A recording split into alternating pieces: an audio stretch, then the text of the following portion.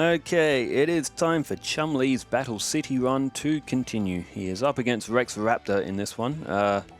Skipped ahead to Joey in the last match, so Rex wouldn't play twice on the same day, but this time Rex Raptor is not playing in his Silivori Calcos match. So we are back to Chumley versus Rex, with the exception of the Silivori Calcos card has been removed from Rex's deck. And as this one plays out, Chum's duels are relatively easy to follow as well, so I'm going to continue with comments, as I've still got quite a few because there was a little bit of Yu-Gi-Oh content on the weekend, so there's a few more comments as well. There's Shard of Greed and Nimble Momonga to start off, so not a bad start for Chum.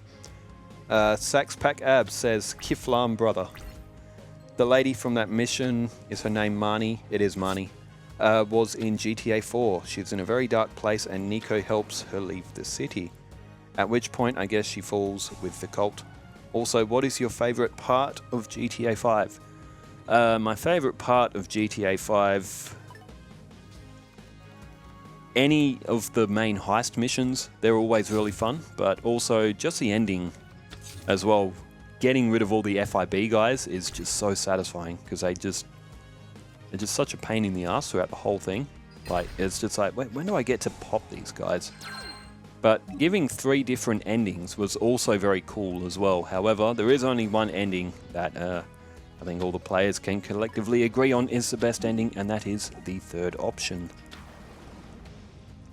Amamiya Casual, good to hear from you. I sensed a Bakura video, that's for the Gurimo and Bakura. Amamiya Casual is one of my first ever commenters on the Yu-Gi-Oh series as well, so always good to see that profile picture popping up of that anime character with the hand under the chin, just chilling. Emperor Pikachu says, way to go Chum, maybe going 14-2. Well, after this match, he would be almost halfway through his run, and he's yet to be defeated, so he's just played Sea Koala.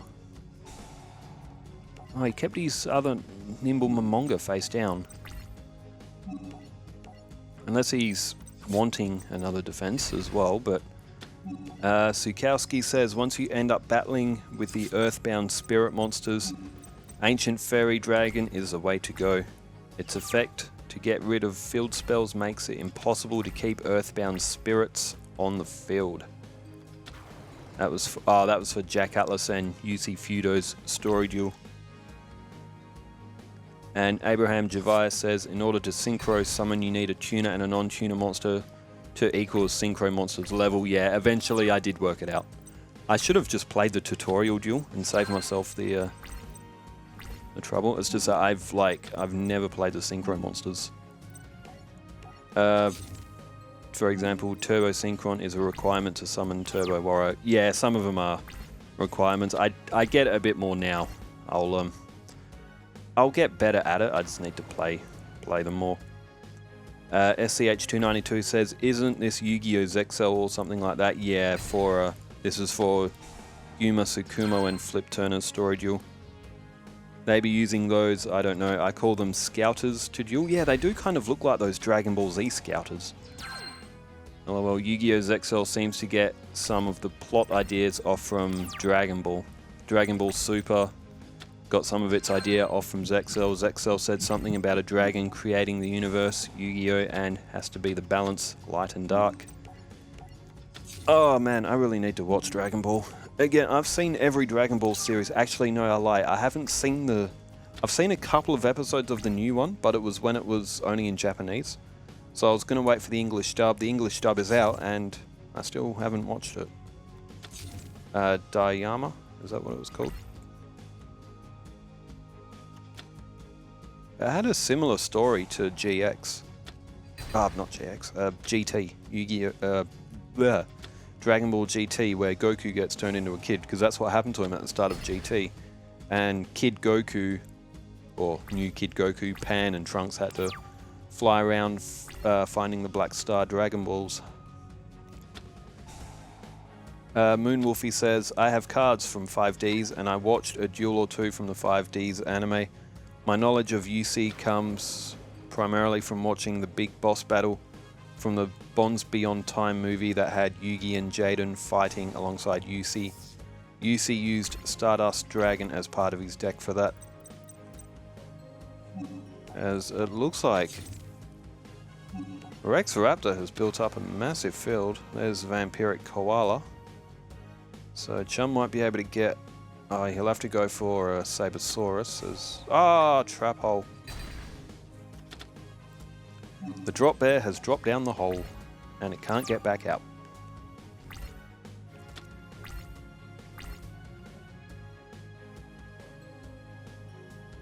Well, his Vampiric Koala would have been safe as well because Chum has...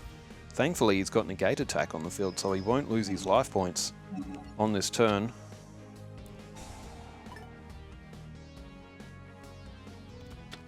And...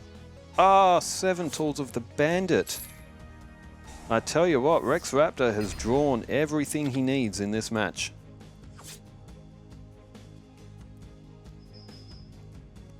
This is not going well for Chum.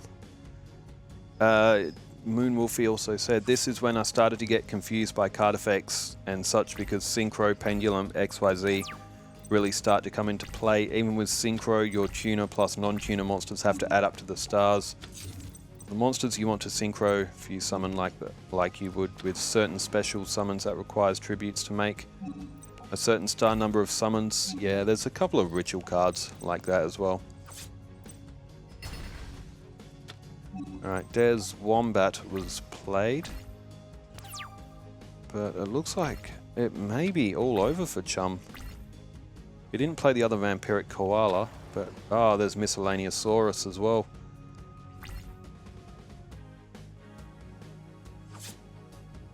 Well, Rex is going to get the win in this first match,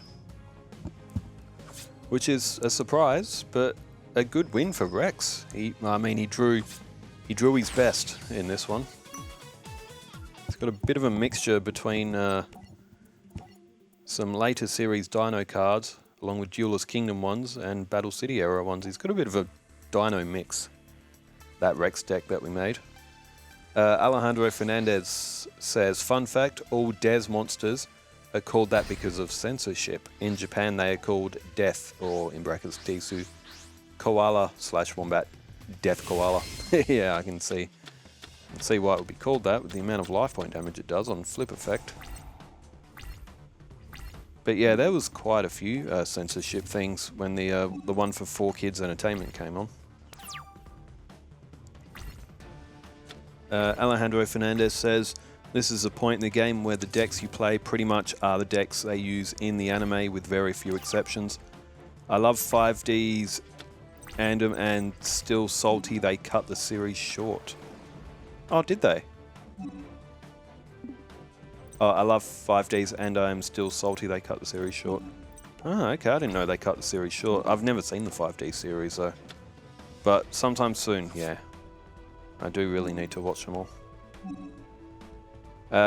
Alejandro Fernandez also says, okay, not hating here, but this is a prime example of Yu-Gi-Oh! Players don't read card effects. But it was fun seeing you learn as you go. Funky Dirk then said, there's some of the cards you need a microscope in 10 minutes to read the text on the card. That's legit. That's why I don't collect the physical cards anymore, because I just can't read the card text is too small.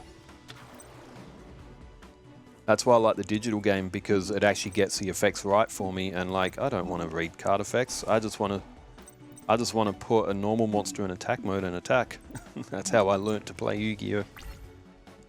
And Alejandro also said to Funky Dirk, tell me about it. Can't believe we went from draw 2 cards to read the Epic of Gilgamesh and then do something with this card. Oh. Speaking of Gilgamesh, I have obtained Gilgamesh in so many Final Fantasy games.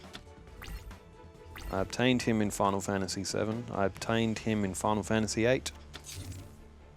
He wasn't in Final Fantasy X, but there was one called Yojimbo, which is like Gilgamesh's brother. Well, not by story, but you would think that they were brothers. And in Final Fantasy XII, he is actually an enemy. And quite a strong one at that as well. But he's the only one you steal the Genji equipment off, and you have to do it at specific times. as well, otherwise you lose it forever. Des Koala in attack mode. Funky Dirk said, given you've been doing so many duels with rituals that just say it's greater than or equal to stars, I get why the synchro was throwing you off so bad. Yeah, it was just that they had to add up to the stars. Once I figured that out, then it's fine. Now I'm like, okay, yeah, I get it now. But I would actually like to do a series where Yu-Gi-Oh! Like Duelist Kingdom meets the XYZs. So you know how some of them just need like 2 level 3 monsters, or like a level 2 monster and a level 3 monster, and so on. 2 level 4 monsters, example. Have like weak Yu-Gi-Oh! Duel Monsters decks, but have those XYZ cards in, so it almost becomes a little bit like Forbidden Memories, where you can fuse any monster together and make these other monsters. As Chum has won match number 2, so it's 1-1 for him and Rex Raptor. Moonwolfie says, I don't have many exclusive cards from ARCV, from Arc V. I know my Dimension Dragons deck that has Odd Eyes Dragon that came from the Lost Dragons deck box.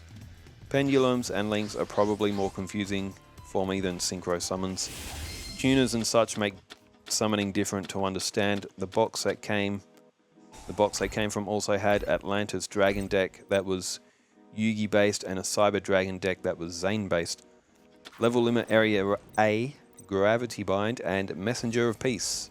Flip using a semi-troll deck. Yeah. That's it is a bit of a troll deck, but it's not particularly tough to beat either. With the I think, because I remember playing against it, but when I used the Amazon S deck, it was Amazon S Sage was able to attack, so it was under 1500 and it's 4 stars, so level limit area A didn't actually affect it. Gravity Bind could, but I think I added Mystical Space Typhoons just for that duel. Alright, Kangaroo Champ is attack, but it sends 2-headed King Rex to defense. And 2200 for Sabersaurus. Again, it's a bit of a rocky start for Chum. He could be in a bit of trouble here. Oh, Ayers Rock Sunrise. That's a great card. It's a great pull as well. Chum really needs that in this situation. He can get a card back from the graveyard with it. But no, he's gone. Oh, he's gone for Vampiric Koala. So what's he going to go for here? Ayers Rock Sunrise will also reduce Rex's monster's attack power as well. So what's he going to go for? He's left it in his hand. This is on a different Yu-Gi-Oh! Video. It's actually on my Duelist of the Roses full game story 100%, which to this day is the channel's best performing video. It's a combination, a part of Dragon Dice. It seems very interesting. The original one was written in a Japanese name for Dragon Dice. Does that mean Dungeon Dice Monsters, maybe? But yeah, Yu-Gi-Oh! Duelist of the Roses is a very unique Yu-Gi-Oh! Game. And always will be. It's like chess meets Yu-Gi-Oh! Meets Dungeon Dice Monsters. Alright, Magic Jammer and 7 Tools of the Bandit on Chum's field now. And now he goes with Ayers Rock Sunrise. So he just lost Vampiric Koala. Okay, so he wants to bring back Vampiric Koala with the effect. And now I guess he can play Tree Otter as well. And yes, he can. He can get Rex's field off the get Rex's monsters off the field because Tree Otter can power up. 22 and 1800. Yes, good play, Chum. Chumley is right back in it. He's lost a lot of life points, so he's got some ground to make up. And the last comment I have at the time of this recording is Emperor Pikachu, which says, I think Valon was a little underrated in the Orichalcos season. I wish they made his deck so we could play it on this, because the armor cards were pretty cool. But Konami be like that sometimes. They're like, here are all these cool cards to watch on your screen. Oh, you want them in real life? No. No, you just don't get them in real life.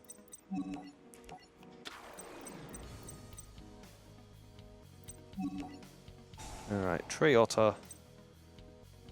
It's going to power up again. Nimble Momonga now on Chum's field as well.